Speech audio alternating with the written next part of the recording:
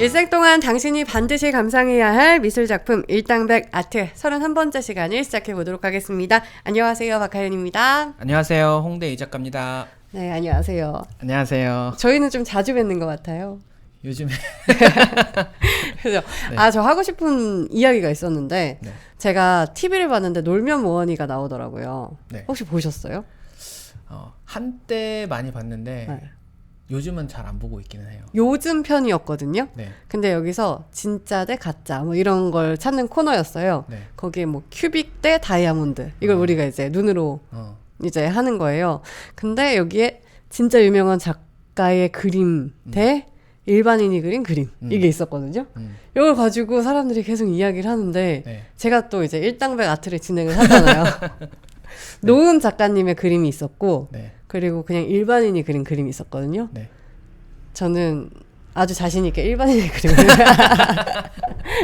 선택했는데 그게 김태호 PD님이 네. 방송 직전에 잠깐 그린 그림인데 되게 좋더라고요. 그래서 아직도 갈 길이 멀다.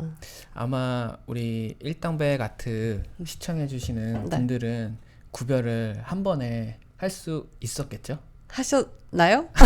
댓글로 달아주시면 좋을 것 같고 오늘 그래서 네.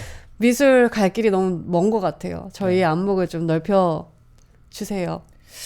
열심히 노력하겠습니다. 그래서 오늘 소개해 주실 작가분 누구신가요? 오늘은 후기 인상주의 화가로 네. 유명한 폴 고갱. 게다가 이제 빈센트 반 고흐와 네. 어떤 스토리가 있어가지고 우리에게는 어떻게 보면 조금 친숙한 네. 작가이기도 한데요. 이 작가 같은 경우는 조금 어떻게 보면 못 그린 것 같기도 하고 어떻게 보면 지난번에 저희가 이야기했던 폴 세잔 있잖아요. 네네. 세잔과 어떻게 보면 좀 비슷한 느낌이 나는 것 같기도 하면서 조금 다른. 그래서 어떤 사람들은 이제 프랑스 아방가르드와 뭐 피카소, 마티스, 특히 마티스가 이제 야수파로 유명한데 네. 강렬한 색감 이런 걸로 유명한 이제 화가인데요. 나중에 이제 저희 일당백 아트에서도 네. 이제 이야기를 할 계획인데 그 마티스에 특히 영향을 많이 미쳤다고 알려진 작가이고요. 맞아, 강렬한 느낌이 나요. 네. 그죠? 강렬한 느낌이 나는 이유 중에 뭐 여러 가지가 있는데 우선 윤곽선이 조금 뚜렷하고요.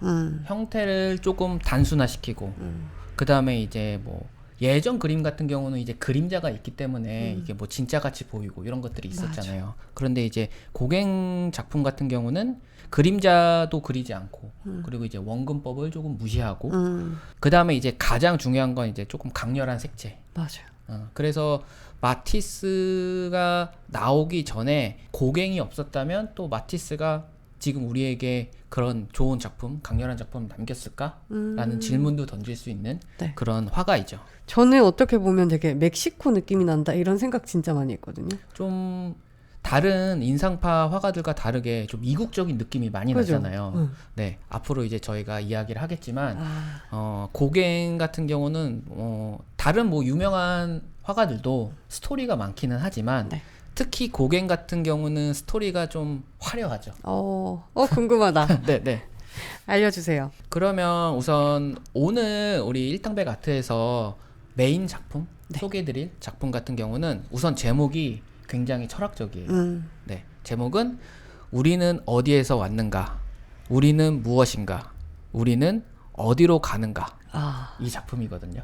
저 이 작품 알고 있었거든요. 아, 그래요? 네. 네. 어떤 느낌을 받으셨었어요? 맨 처음에는 이렇게 했는데 이렇게 딱 들여다봤더니 여기에 뭔가 아이도 있고 그냥 뭐 젊은 사람이라고 할까요? 그런 사람도 있고 좀 네. 나이 드신 앉아있는 분도 있잖아요. 그래서 그렇게 제목을 지었나? 이런 생각이 들더라고요. 이 작품 같은 경우는 프랜시스 셰퍼라는 작가가 글을 썼는데 고갱이 자살을 시도하기 직전에 마지막으로 내 인생에 어떻게 보면 마지막 대작을 남기겠다. 그리고 실제로도 이 작품을 완성을 하고 이 작품이 대략 1년이 좀 넘게 걸렸거든요. 네. 그리고 나서 자살 시도를 했대요. 근데 자살이 실패하고 네. 그 다음에 활동을 조금 이어가기는 했지만 이 작품을 완성하고 그 다음에 한 대략 5년 정도 있다가 죽기는 했거든요. 네. 이 작품이 어떻게 시작이 됐냐면 1897년에 당시에 고갱이 타히티에 살았어요. 타히티. 네. 타히티가 어디에 있어요? 태평양 한 중간에. 그래서 제가 좀 이게 뭔가 이국적이다 이렇게 느꼈을 그렇죠. 수도 있겠다. 그죠? 타히티로 간 이유가 이렇게 여러 가지가 있는데 이따가 이 작품을 설명하고 그 다음에 고갱의 어떤 삶을 이야기할 때 얘기하면 좋을 것 같고 타히티에서 조금 힘들게 미술 작품을 이제 그리고 있었죠. 네. 아무래도 외국에 있고 타히티에 있다 보니까 작품 사이즈는 조금 작았는데 이때 당시에 이제 소식을 들은 거예요. 자기가 가장 사랑하는 딸 에일린이 폐렴으로 사망했다는 소식을 들은 거예요. 그래서 너무 가슴이 아픈데 당장 또 파리에 갈 수도 없고 사실 돈도 없고 그런 상황에서 어떻게 해야 되나라는 생각. 그 다음에 이제 그때쯤 어떻게 보면 고갱이 한때는 돈을 굉장히 많이 벌었거든요. 네. 미술 작가로 생활하기 전에. 네. 그러다 보니까 조금 뭐랄까 돈도 막 쓰는 경향이 없지 않아 있고 좀 방탕하게 생활을 했는데 그래서 이제 돈이 많이 없었던 그 상황 속에서 자신이 가장 사랑하는 딸까지 사망했다는 소식을 듣고 내가 더 이상 살아야 되나? 지금 뭘 했나 내가. 그런 생각을 하고 있는 와중에 그럼 죽기 전에 약간 유서 같은 느낌으로 큰 대작을 한번 완성하고 죽자라고 생각을 해서 이 작품을 그렸고 이 작품 같은 경우는 사이즈가 세로가 139cm고요. 네. 가로가 3m 75cm. 우와. 엄청 대작이거든요. 네. 그러니까 사실 이 타히티에서 이런 큰 대작을 하는 게 쉽지는 않았을 텐데 자신의 유서라고 생각하고 작품을 그렸기 때문에 아마 이렇게 큰 대작을 하지 않았을까라는 생각을 했고요. 그 다음에 이 작품을 완성을 하고 타히티에 이제 산꼭대기가 올라가서 독약을 먹고 자살을 시도를 했는데 살았어요? 살았죠. 다행이다. 어떻게 보면 다행이고 어떻게 보면 이런 얘기를 하면 좀 그렇긴 하지만 만약에 자살로 죽었으면 고갱과 가장 비교되고 가장 같이 화제가 되는 반고우와 함께 더 스토리가 있었을 수 있다. 있었을 수도 있긴 하지만 사실 이제 한 사람의 인생을 제가 이렇게 얘기한다는 게 게다가 이제 고갱이라는 거장을 이렇게 맞아. 얘기한다는 게 조금 근데 그 당시에도 이 그림은 뭔가 파장이 컸을 것 같은데 아니었나요? 당시에 이제 고갱 같은 경우가 작품이 파리에서 활동을 할 때도 조금 이제 팔리기는 했지만 그리고 이제 이름도 알려지기는 했지만 이제 어떤 고갱의 성격상 그거에 그 정도의 성공에 만족을 못한 거죠. 그리고 당시에 이제 인상파의 젊은 화가들이 조금씩 이름을 얻고 있었던 시절인데 상대적으로 자신은 그들에 비해서 조금 이름이 좀 낮은 것 같고 명성도 좀 덜한 것 같고 그러다 보니까 조금 다른 방식으로 작업을 해야겠다라는 생각에서 이제 프랑스를 떠난 건데요. 어쨌든 이 작품을 완성을 하고 타히티에 있었을 때도 조그만 작품을 그리고 돈을 벌어야 되니까 파리에 이제 계속 보냈거든요. 팔기 위해서. 네. 그런데 이제 당시에 19세기 후반에 앙브로아스 볼라르라고 이제 당대 가장 유명한 아트 딜러가 있었거든요. 그 딜러한테 이제 보낸 거죠. 그래가지고 그 다음에 완성된 그러니까 1898년쯤에 볼라르의 갤러리에서 개인전을 했고요. 이 개인전 같은 경우는 1893년 이후 파리에서 자신의 첫 번째 메이저 개인전이 됐던 거죠. 그래서 이 전시를 했는데 평가는 되게 좋게 받았어요. 좋았을 것 같아요. 네. 그런데 이 작품 같은 경우는 사이즈가 굉장히 크잖아요. 네. 그러다 보니까 다른 작은 작품들도 전시가 됐는데 이 작품 같은 경우는 판매하는데 조금 어려움을 겪었다고 하더라고요. 너무 커서. 너무 큰 것도 있고 이제 가격도 만만치 않았겠죠. 아무래도 사이즈가 크니까. 네. 그렇지만 결국 1901년에 가브리엘 프리조라는 사람한테 2,500프랑에 팔렸다고 하더라고요. 그게 지금 돈으로 따지면 얼마인가요? 대략 이제 20세기 기준 달러 20세기 기준으로 기준. 얘기하면 대략 한 $10,000 정도. 그럼 많은 거잖아요. 당시 기준으로 하면 좀 적지 않은 금액이긴 하죠. 그러면 뭐 이제 다시 살아갈 마음이 생기셨나요? 그래서 이제 작업을 또 그 이후에도 이어가기는 했죠. 타이티에서 계속 이어가기도 했고, 이 작품을 보면 화면에서 우리가 보는 시점으로 왼쪽에는 우리는 어디에서 왔는가, 우리는 무엇인가, 우리는 어디로 가는가 라는 이제 프랑스 말로 써 있었겠죠. 이 제목이 써 있었고, 이제 금박으로 보이는 것처럼. 그 다음에 이제 오른쪽에는 자신의 사인이 있고 날짜를 썼고 이렇게 했다고 하더라고요. 그 다음에 이제 간단하게 이 그림의 내용에 대해서 이야기를 하면 오른쪽에 우리가 지금 화면에서 보이시는 오른쪽에 새 여인과 어린아이, 아기, 네네, 순결한 생명의 탄생을 상징한다고 하고요. 그 다음에 이제 가운데 과일을 따는 이제 젊은 여성. 그죠, 이게 좀 젊은 여성이었죠. 그렇죠. 이 젊은 여성이 뜻하는 거는 이제 인생에서 좀 노력한다. 이제 과일을 따고 있고 이제 팔을 들고 있으니까 이제 인생에서 노력하는 어떤 그 순간을 표현했다고 하고요. 그 다음에 이제 왼쪽에 있는 조금 생각하고 있는 좀 늙은 여인, 늙은 여인 같은 경우는 이제 죽음을 기다리고 있는 모습을 그렸다. 그리고 더 어둡게 그렇죠. 표현한 것 같아요. 그 다음에 이제 여기 자세히 보면 이제 배경에 새도 있고 배경이 이제 조금 뭔가 화려한 느낌 이런 것들이 있는데요. 물론 이제 색감은 조금 배경이니까 조금 어둡게 칠해지긴 했지만 인생의 풍요를 상징한다고 얘기를 하더라고요. 그러니까 이 작품을 보면 이제 우리가 보는 시점에서 오른쪽에서 왼쪽으로 갈수록 생명의 탄생에서 그 다음에 이제 어떻게 보면 인생의 젊은 시기가 좀 화려하잖아요. 그 젊은 시기를 거쳐서 죽음을 기다리고 있는 노인. 그러니까 어떤 한 사람의 인생을 표현한 작품이라고도 볼 수 있고요. 타히티의 이제 여인들, 타히티의 사람들로 표현을 했지만 어떻게 보면 이제 죽음을 앞두고 있는 고갱의 인생이라고 봐도 뭐 과언이 아니다. 이런 작품이었죠. 작가님은 이 작품을 보고 어떤 생각이 가장 드셨나요? 사실 저는 고갱의 작품을 개인적으로 굉장히 좋아하는 편은 사실 아니었어요. 사실 아니었고 반고의 스토리가 좀 있고 이제 사실 반고랑 폴 고갱이랑 비교가 많이 되고 스토리가 있다 보니까 또 이제 사실 고갱이 반고한테 좀 막대한 게 없지 않아 있거든요. 그래요? 네.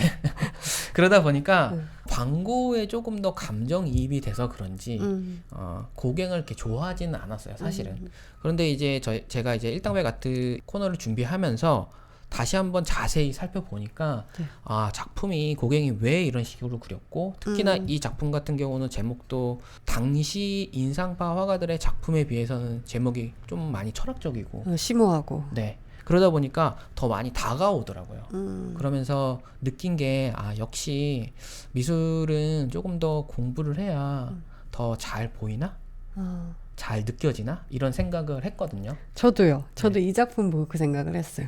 왜냐면 이 제목을 모르고 봤을 때랑 알고 또 더 생각했을 때랑 다가오는 느낌이 너무 다른 것 같아가지고 그래서 이 분이 왜 이렇게 그림을 그릴 수밖에 없었는지 왜 어떤 어린 시절을 보냈는지 궁금하더라고요.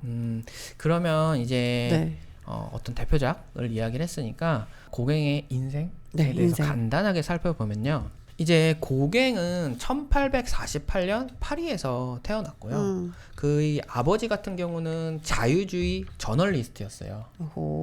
그리고 이제 어머니 같은 경우는 페루에서 조금 유명한 활동가였던 플로라 트리스탄의 딸이었어요. 이 플로라 트리스탄 같은 경우는 지금도 이제 여성임에도 불구하고 당시에 이제 뭐 인권이라든지 정치적으로 활동을 많이 했던 그런 분인데요. 그 분의 딸이었기 때문에 아무래도 무언가 좀 반항적인 기질을 고갱이 좀 타고나지 않았나 이런 생각을 했었는데요. 아버지가 아무래도 이제 저널리스트였다 보니까 이제 기사를 많이 썼겠죠.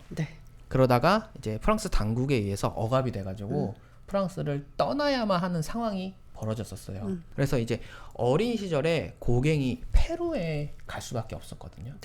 근데 이제 어머니의 아버지, 어머니의 어머니가 페루에서 워낙 유명하신 분이다 보니까 어린 시절에 페루에서 좀 유복하게 자랐다고. 그러니까 어릴 때부터 어떻게 보면 다른 인상파와는 다르게 해외에서 살다 보니까 어떻게 보면 지금 우리가 보는 고갱의 작품이 이렇게 나올 수밖에 없었고 그가 타히티로 갈 수밖에 없었던 이유가 이제 그 어린 시절에 어떤 영향이 있지 않았을까라고 이제 사람들이 많이 이야기를 하고요. 네. 그리고 이제 화가가 되기 전에 사실은 고갱이 네. 증권사에서 지금으로 말하면 뭐 펀드 매니저, 우와, 완전 주식 증개인, 와 예상 외다. 네, 그런 일을 했었어요. 네. 꽤 오래. 꽤 20대 오래? 초반부터 11년 언제까지요? 넘게. 그러니까 프랑스 파리에서 네. 19세기 후반에 경제 위기가 있었거든요. 주식이 폭락. 네.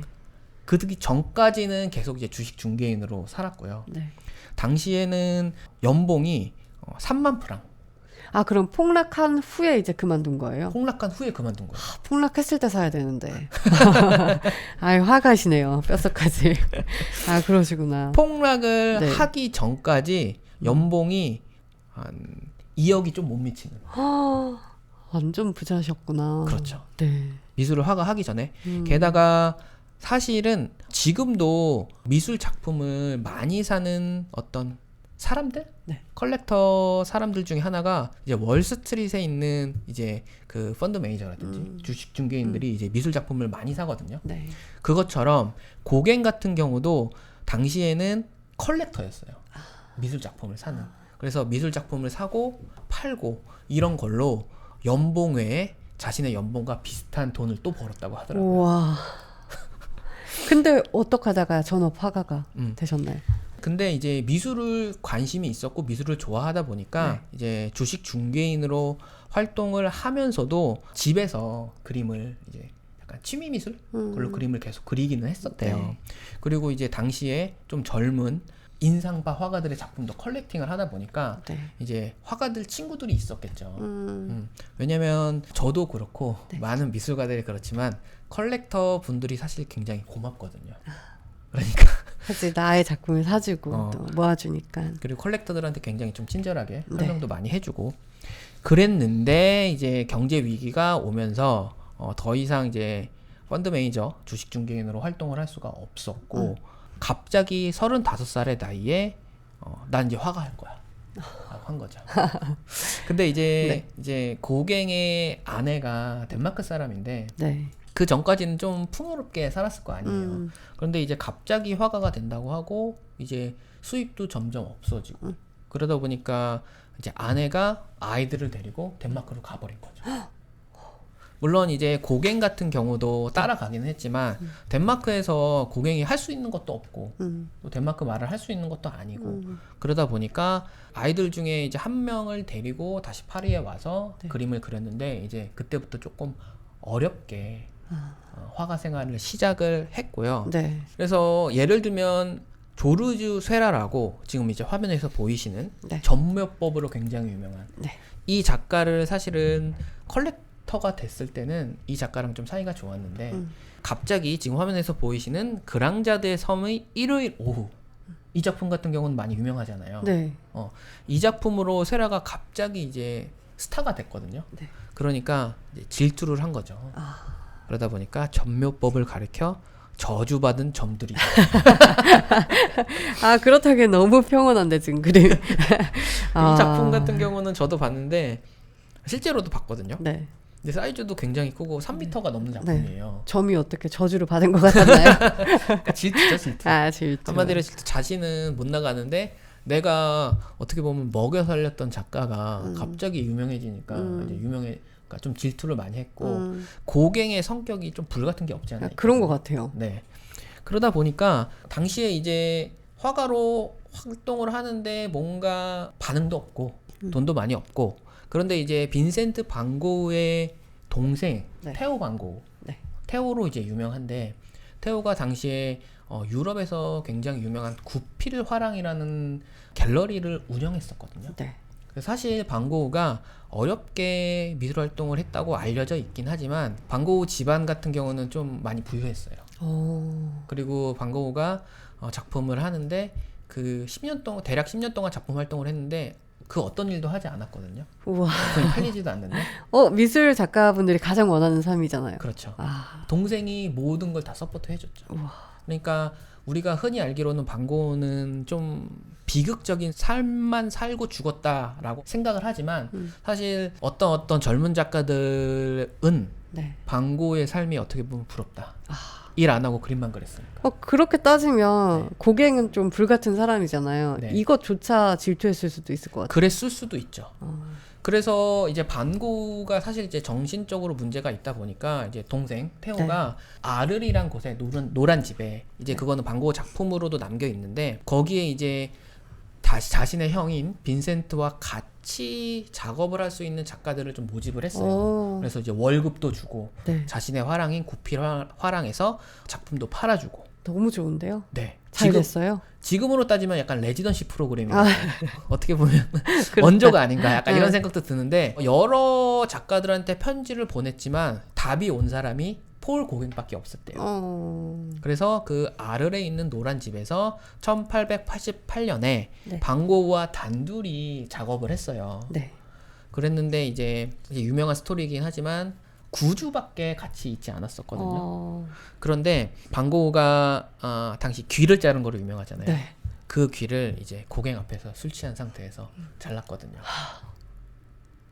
너무 충격이었겠다. 네. 그리고 바로 다음날 이제 짐을 싸서 이 아르레 노란 집에서 나왔죠. 고갱이. 네. 그런데 이제 방고우는 사실 고갱을 굉장히 좋아했었고 나중에 고갱 편지 이런 걸 보면 고갱한테 영향을 굉장히 많이 받았다. 이런 얘기를 하는데요. 고갱 같은 경우는 나는 방고우랑 작업을 노란 집에서 한 이유는 단순히 돈 때문이었고. 왜냐면 월급을 줬으니까. 그다음에 동생 이제 태호가 고갱 작품을 조금 팔아줬거든요. 네. 그것 때문에 했고 나는 방고우한테 영향을 받은 것이 단 하나도 없다. 근데 고갱 이렇게 말은 했지만 네. 둘이 어느 정도의 친분은 있었고 네. 그런 상태에서 나의 뭐 친구가 내 앞에서 귀를 잘랐다는 건 충격일 것 같은데 네. 이런 게 작품에는 드러나지 않았나요? 작품에는 이 귀를 자른 거에 대해서는 드러난 편은 아니고요. 그러니까 작품에서는 사실 방고우의 영향이 없어 보이기는 해요. 사실은. 그러다 보니까 어떻게 보면 좀 불같고 어떻게 보면 좀 잔인할 수 있는데 고갱은 그런 귀를 자른 방고우를 보고 쟤랑은 도저히 할 수가 없다라고 하고 이제 치를 떨었던 것 같아요. 그래서 나중에 이제 말을 하기에 네. 방고우한테 영향을 받은 것이 하나도 없다라고 얘기했을 정도니까. 진짜 이성적인 사람이다. 어떻게 보면 이제 젊은 20대 시절에 주식 중개인으로 돈을 많이 만졌잖아요. 맞아. 그래서 조금 더 이성적이고 조금 더 어떻게 보면 계산적인 사람이라고 볼 수도 있죠. 근데 그런 분이 이 도시를 놔두고 왜 타히티로 갔어요? 왜냐면 아까 처음에도 얘기했지만 네. 자신의 작품이 너무 괜찮고 잘 될 것 같은데 생각보다 반응이 없는 거예요. 그러니까 뭔가 다른 화가 걸 해야 났나? 된다. 그런 의미에서 이제 1891년에 이제 방고우랑 헤어지고 타히티로 떠나게 된 거죠. 네. 타히티로 떠나게 됐는데 타히티로 떠난 이유가 이제 자신이 생각하기에 타히티가 당시에 이제 프랑스 식민지였는데요. 네. 아무래도 태평양 중간에 있다 보니까 완전히 문명과는 떨어진 원시적인 곳이라고 생각하고 타히티로 간 거예요. 네. 그렇게 고갱이 생각을 했는데 네. 막상 가보니까 이미 타히티는 프랑스의 식민지였다 보니까 약간의 때가 묻어 있었나 보다. 아주 많이 생각보다 아주 문명화가 이미 진행이 됐고요. 네. 그 다음에 타히티 소녀들이 네. 고갱이 아무래도 좀 외모가 좀 다르잖아요. 네. 그러니까 뭔가 좀 이상하게 쳐다보고 쟤는 뭐야? 약간 이런 식으로 쳐다본 거예요. 그래서 약간 실망을 했다고 하기는 하는데 어쨌든 그래서 이제 고갱이 이국적인 작품을 그리기 시작했고요. 네. 그 다음에 지금 이제 화면에서 보이시는 꽃을 든 여인. 완전 이국적이에요. 그렇죠. 네. 이런 작품을 그리기 시작했고요. 이 작품의 배경색이 이제 노란색과 이제 아래쪽에는 빨간색 좀 쪽으로 이루어졌는데 이런 배경의 스타일, 그다음에 이제 배경에 약간 꽃 같은 것들이 좀 이렇게 날아가고 네. 그냥 있는 어떻게 보면 벽지 같은 느낌도 나는데 이런 스타일이 저는 개인적으로 앙리 마티스가 영향을 받은 것이 아니냐 약간 이런 생각이 들고요. 비슷하진 않지만 비슷한 느낌의 작품이 있기도 하고요, 실제로. 그래서 어쨌든 이 작품을 하고 중간에 다시 이제 파리에 프랑스에 오기도 하거든요. 네. 이제 상황이 어땠는지 좀 봐야겠죠. 자신의 상황이 작품을 들고. 아. 근데 이제 생각보다 반응이 없었죠. 네. 그러다 보니까 이제 1895년에 다시 타히티로 갔고요. 아, 인기에 엄청나게 연연하는 스타일. 그런 것 같아요. 왜냐면 계속 얘기하긴 하지만 젊었을 때 돈을 너무 많이 벌었었기 때문에 그것보다 돈을 못 버는 자신을 보고 실망을 많이 했던 것 같아요. 그래 게다가 이제 자존심도 조금 센 사람이다 보니까 분명히 내 작품은 다른 인상주의 작품이랑 다르고 분명히 좋은데 맞아. 왜 이렇게 반응이 없지? 약간 이런 거에 실망을 좀 많이 했던 것 같고요. 그래서 타히티로 다시 들어갔는데 이제 타히티 중심가보다는 문명의 손이 조금 덜 때가 덜 탄. 네, 마르키스 제도의 히바 오아로 이제 간 거예요. 네. 완전히 이제 문명과는 떨어진. 아, 그러다 보니까 이제 삶이 조금 힘들었었겠죠. 한마디로 뭔가 자연인이 되신 거네요. 그렇죠. 그죠? 근데 이제 거기서 이제 미성년자인 타히티 여자와 관계도 많이 문란하게 되고. 미성년자랑. 네. 이때는 당시에는 나이가 어떻게 되셨을까요? 이때는 이미 나이가 거의 50대 중후반? 어머. 웬일이야. 그럼 부인과는 아예 헤어지고 덴마크. 헤어졌죠. 아, 이미 거기서 헤어졌고. 네, 이미 헤어졌고 그다음 더 어린 여자들도 있었고 와. 동시에 여러 여자도 만났고 그냥 네. 거기서 결혼을 하기도 하고 와. 이제 그래서 뭔가 어떻게 보면 지금 기준으로 봤을 때는 좀 욕을 먹을 수도 있고 진짜. 그래서 사실 저도 이 사실은 미리 알고 있었기 때문에 게다가 이제 광고 후에 1화 네. 이런 게 있었기 때문에 고갱을 그렇게 좋아하지는 않았었죠 사실은. 하지만 이제 아무래도 이제 이런 스토리를 듣다 보니까 왜 고갱이 그렇게 자존심을 부릴 수밖에 없나라는 것도 알게 됐고 네. 그러다 보니까 조금 더 이해를 하게 됐고 작품이 조금 더 다가오고 저한테 그런 게 있었던 것 같아요. 그리고 이제 고갱하면 사실 지금 이제 화면에서 보이시는 네. 언제 결혼하니 언제 결혼하니? 이 작품이 많이 유명한데요. 네. 이 작품 같은 경우는 1982년에 그려졌고 사이즈는 그렇게 큰 사이즈는 아니에요. 세로는 101cm, 그러니까 1m가 조금 넘고 가로는 77cm 정도 그 작품인데요. 이 작품이 2015년에 대략 3억 달러. 우와. 하나로 하면 대략 3,270억 정도. 우와. 그러니까 당시 기준으로는 가장 비싼 작품이라고 네. 이제 그렇게 팔렸죠 작품이. 근데 어떻게 갑자기 이렇게 음. 작품값과 몸값이 이렇게 뛰게 된 거예요? 아까 처음에 얘기했던 볼라르라는 아트 딜러, 네. 갤러리스트가 당시 이제 젊은 인상파 작가들을 많이 이제 프로모팅을 해줬고요. 심지어 이제 미국에 가서 미국에서도 프로모팅을 해주기 위해서 노력을 많이 했고 그 다음에 이제 아시다시피 반고흐가 굉장히 인기가 얻었고 반고흐 하면 또 고갱이 따라갈 수밖에 없거든요. 그렇구나. 그리고 또 이제 고갱 같은 경우는 어떻게 보면 다른 인상파 화가들이랑 작품을 보시면 알겠지만 느낌이 굉장히 달라요. 그러다 보니까 조금 더 돋보이기도 했고 그 다음에 이제 스토리도 지금 이제 많이 맞아요. 보셨겠지만 스토리도 좀 있으니까. 기부하잖아요. 네. 그러다 보니까 작품이 이렇게 비싼 가격에 팔렸는데 이 작품 같은 경우는 스테첼린 가몬이라는 이제 엄청 부자이겠죠. 네. 그 부자가 100년 가까이 그냥 보유하고 있었대요. 오. 그동안 팔리지가 않았고 네. 그리고 이제 쿤스트 스위스의 바젤, 스위스 바젤의 쿤스트 박물관에 50년간 대여해서 계속 이제 전시를 하고 있었던 상태였는데 네. 이제 스테첼린 가문이랑 이제 박물관 측과 이제 의견 충돌로 이 어떻게 보면 이 작품의 주인인 스테첼린 가문에서 이 작품을 이제 빼온 거죠. 아. 그리고 이제 그냥 바로 경매에 올린 거죠. 아. 경매에 올리니까 이제 왜냐면 2015년만 해도 인상파 화가들의 작품은 이미 미술관이나 박물관에 다 소유가 돼 있고 네. 그 다음에 이미 다 죽었잖아요. 그러니까 작품의 매물이 인상파 작품의 매물이 잘 올라오질 않아요. 근데 이제 오랜만에 고갱의 작품이 올라오다 보니까 이렇게 비싼 가격에 팔렸는데 2017년에 영국의 아트넷 뉴스에 의하면 실제 가격은 3억 달러가 아니라 대략 2억 1천만 달러에 팔렸다라는 이야기도 있었는데요. 그래도 2천억이네요. 그래도 뭐 엄청 비싼 가격이긴 한데 지금은 이 작품이 세계에서 가장 비싼 작품은 아니지만 네. 어쨌든 순위 안에는 여전히 있고요. 근데 이 작품이 네. 다른 작품들에 비해 고갱의 다른 작품들에 비해 뭔가 밝고 색감 조합이 뭔가 더 예뻐 보여요. 이 작품 같은 경우는 1892년에 그려진 작품인데요. 네. 아무래도 자살하기 좀 전이고 어느 정도 내가 잘할 수 있어 타이티에서 좀 그런 시기가 아니었나라는 생각이 들고요.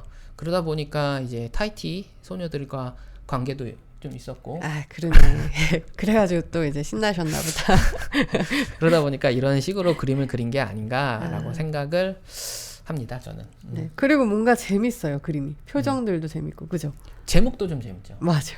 언제 결혼하니? 근데 당시에 이제 타이티 여성 같은 경우는 조금 이른 나이에 결혼을 많이 했으니까 결혼을 못한 이제 여성 같은 경우는 이제 뭐 자세한 스토리까지는 모르겠지만 네. 이렇게 앉아서 기다린 게 아닌가. 남자가 올 때까지. 그냥 그런 생각도 혼자 해봤어요. 네. 알겠습니다. 오늘은 폴 고갱에 대해서 알아봤는데요. 재밌었어요. 그래요? 네. 오늘도 재밌었어요. 다음에는 네. 어떤 작가와 작품이 기다리고 있는지 살짝 또 알려주시죠. 다음에는 이제 다시 이제 현대. 다시 현대로 비교적 돌아와서. 현대 작가로 와서 팝아트의 어떻게 보면 거장 중에 한 명. 앤디 워홀인가? 앤디 워홀은 저희 일당배 같은 초창기 했거든요. 네, 맞다. 제가 안 나오면 안 봐가지고. 알겠습니다. 그럼 앤디 워홀이 아닌 팝아트의 또 다른 거장에 대해서 또 알려주신다고 하니까요. 기대를 해보면서 저희는 다음 시간에 더 재미있는 작품과 작가로 돌아오도록 하겠습니다. 감사합니다. 감사합니다.